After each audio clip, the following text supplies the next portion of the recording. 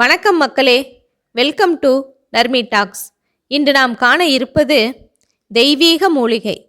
பொதுவாக தெய்வீக மூலிகை என்று சொல்லும்போது துளசிதான் நமது ஞாபகத்திற்கு வரும். ஆனால் இங்கே தெய்வீக மூலிகை என்று சொல்லும் பொழுது அதில் முதலிடம் பிடிப்பது அருகம்புல். ஆம், விநாயகருக்கு படைக்கப்படும் எளிமையான அர்ச்சனை பொருளில் ஒன்றுதான் அருகம்புல். இதுதான் தெய்வீக மூலிகை என்று அழைக்கப்படுகின்றது. நமது உடலுக்கு நன்மை சேர்க்கும் பல்வேறு சிறப்புகளை கொண்டது அருகம்புல்.